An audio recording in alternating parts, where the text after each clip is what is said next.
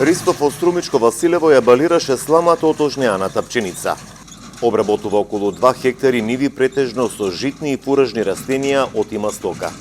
Слушнал за зелена нафта, но не е сигурен дали ќе ја добие бидејќи работи претежно ниви под наем, а и не се пријавил за субвенции за жито и пченка ниту лани, ниту годинава.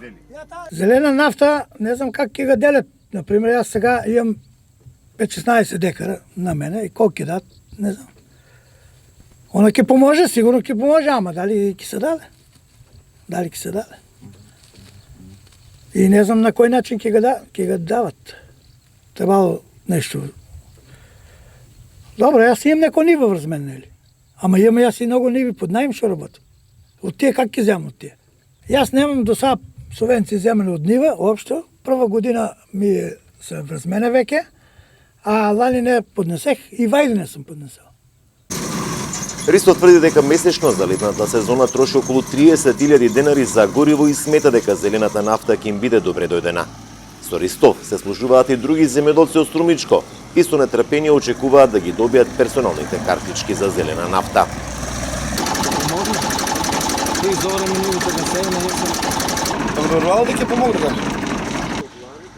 Одруженијето Агросојуз смета дека Министерството треба да направи поопсежна анализа кој се може да добие зелена нафта, а не врз база на списокот за доделени субвенции од минатата година.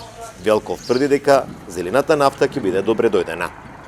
Па мислам дека веќе е во тек е производството, мислам дека ако стигнат веќе во наредниот месец, најкасно до почетокот на септември, баш кога ќе почне агротехничката обработка на самата почва, тоа е есенското орање, мислам дека би требало според сите најави да стигнат и да почне да биде применувана од самите земјоделски производители.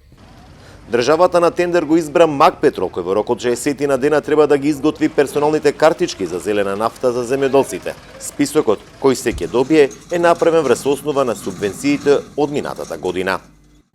Околу 55.000 земјоделци од земјава од Макпетрол треба да добијат персонализирани платежни картички за зелена нафта.